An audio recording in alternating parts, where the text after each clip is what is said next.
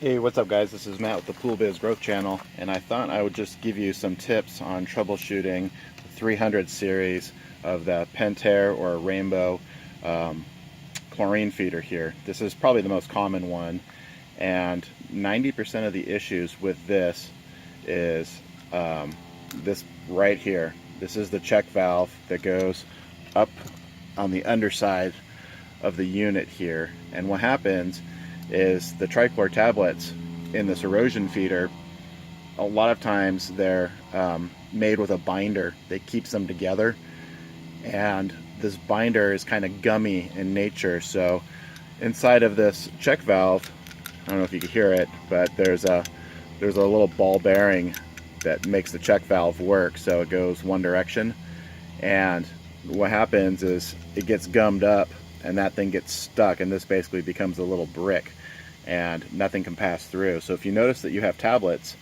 that are in your erosion feeder, in the tablet feeder here, and nothing is dissolving, most likely this is the issue, and it's a really easy fix. They only cost about maybe 10 bucks. Another thing that could be a problem is the dial here. Sometimes these dials go bad, but not very often.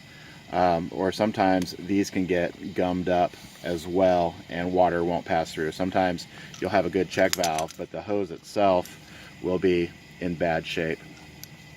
Other than that, the only other thing that can really go wrong is the O-ring. If you have water coming out the top, the O-ring can go bad, and that's a pretty easy fix as well. Sometimes you'll notice, I've had several service calls where people say that their feeder doesn't work, and it's because the person who installed it backwards.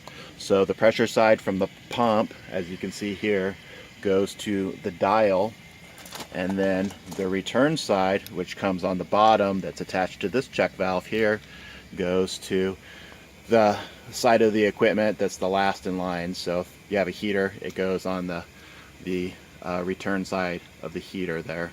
But if you plumb the pressure side to the check valve side, nothing's going to work. So make sure that you plumb it correctly. Make sure that your check valve is in good condition, that your hose is in good condition, and that your O-ring on the lid is in good condition. And if those things are, in good shape, then your erosion feeder should work perfectly. But anyway, that's just what I wanted to show you today. God bless. Keep taking care of those pools.